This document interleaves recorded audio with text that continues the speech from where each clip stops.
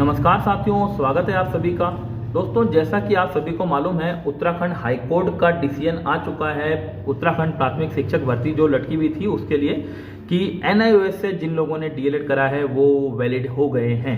यानी कि जो अभी शेष भर्ती हमारी सीटें बची हैं उसमें एनआईओएस डीएलएड वालों को शामिल किया जाएगा और उनको नौकरी इसमें मिल जाएगी। अब यहाँ पर काफ़ी बच्चे चिंतित हैं कि ये जो डिसीजन आया है इससे क्या नुकसान हो रहा है, क्या फ़ायदा है, किसको नुकसान है। तो मैं यहाँ पर अभी किसी के सपोर्ट में नहीं बोलूँगा, मैं तीन चीज़ों को लेकर यहाँ पर बोलूँगा। तीन क्या चार चीज़ें हो जाती हैं।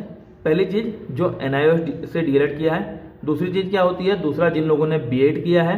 तीसरा, जो डाइट से रेगुलर डीएलएड कर रहे हैं। और चौथा, जो अदर स्टेट से डीएलएड कर रहे हैं। चार लोग हैं, तो चारों को मैं एक समान समझ के यहाँ पर बोलूँगा, जिससे कि कोई यहाँ पर मिसअंडरस्टैंडिंग ना हो। तो जो क्लियर है मैं वही चीज़ बोलूँगा। तो इस डिसीजन से जो नुकसान हुआ है, सबसे पहला नुकसान हुआ है बीएड को।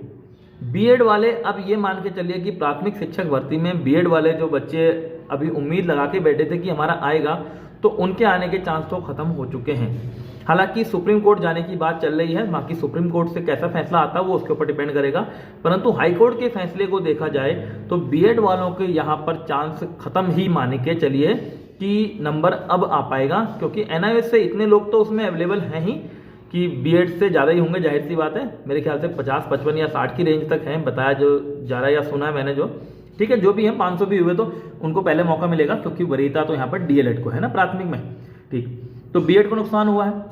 दूसरा चीज़, जो डाइट से डीएलएड कर रहे हैं वो बच्चों को नुकसान है या नहीं है उसकी बात करता हूँ। देखो, सबसे पहले यहाँ पर आप ये जान लीजिए, आपको जो नौकरी मिलेगी वो कहाँ से आपने डीएलएड किया इससे डिपेंड नहीं करती है। वो डिपेंड ये करती है कि आपके नंबर कितने हैं। डीएलएड में आपके जो प्राप्तांक हैं उनका 60%, उसके अलावा टीईटी चाहे सीटेट हो चाहे यूटेट हो उसका जो 40% है उनको मिलाकर बनेगा, उससे ही आपकी क्या कहते हैं नौकरी मिलेगी।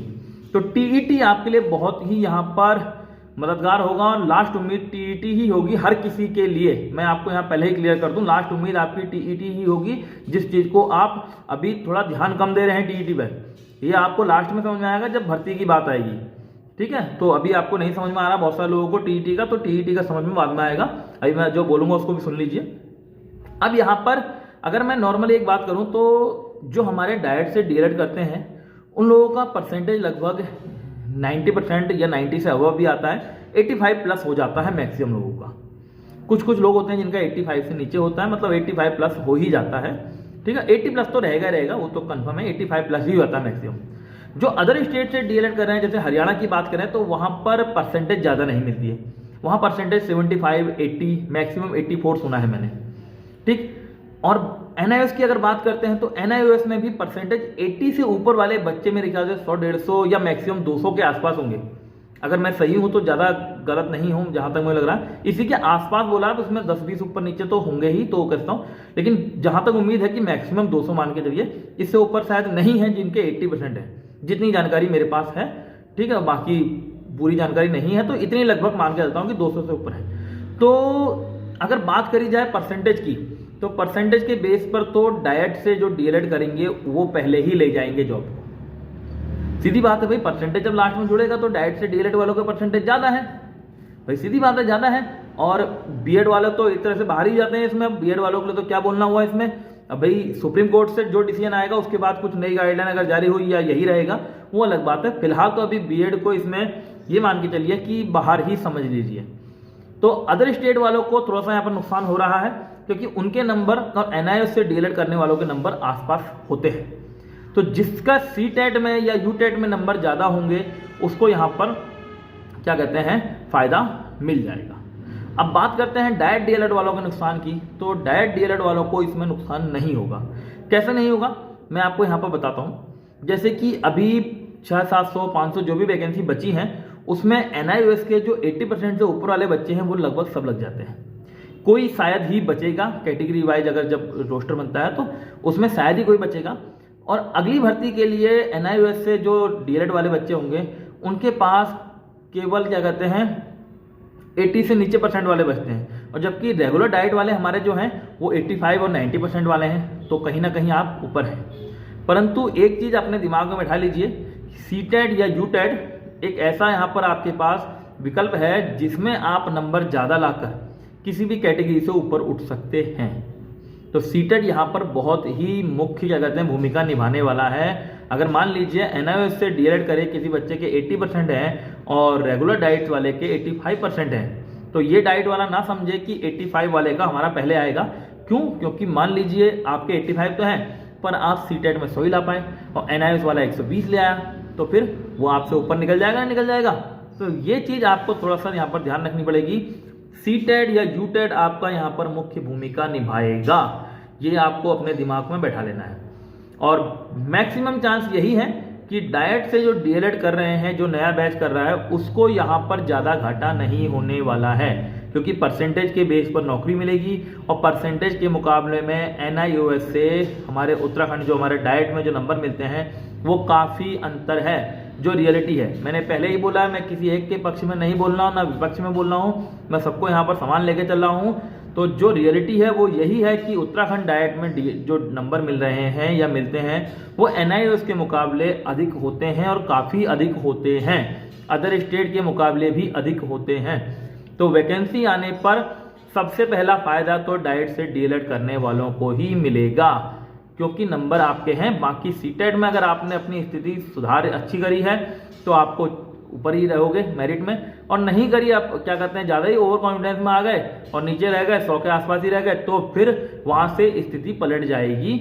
लेकिन अगर आप सीटेट मान के चलते हैं कि 120 के आसपास आप नंबर लाते हैं तो आप ऊपर ही रहेंगे, उसमें आपको कोई पीछे नहीं कर पाएगा जो डाइट से डीएलएड वाले हैं। अदर स्टेट वालों को भी स्थिति यह है कि इनको सीटेट में नंबर ज़्यादा लाने ही पड़ेंगे। ये तो आप मान के चलिए कि नंबर से बिना नंबर के बात नहीं बनेगी। और एनआईओएस से जो इस बार 80% जो ऊपर वाले हैं उनके चांस हैं लगने के।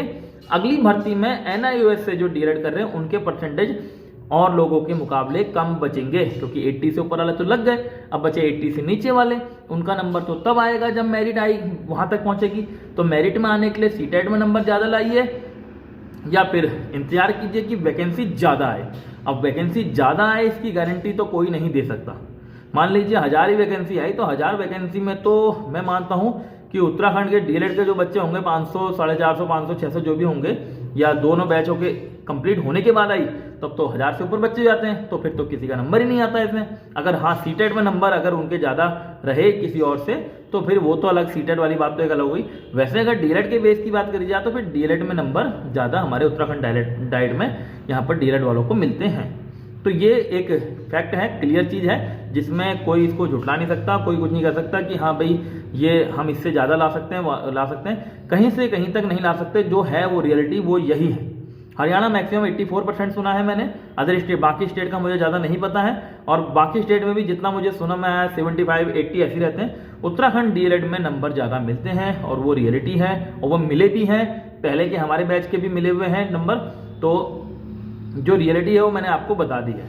सारा खेल बचेगा डाइट से डीएलएड करने वालों की अगर बात करूं, क्योंकि उन्हीं के मुझे कॉल यहाँ पर आते हैं, किसी और के तो नहीं आते, तो मैं उनकी बात अगर करूं तो अगर आपने सीटेट में नंबर अपने ठीक ठाक रखे 120 के आसपास, तो फर्स्ट ये मान के चलिए आपको ही मिलेगा।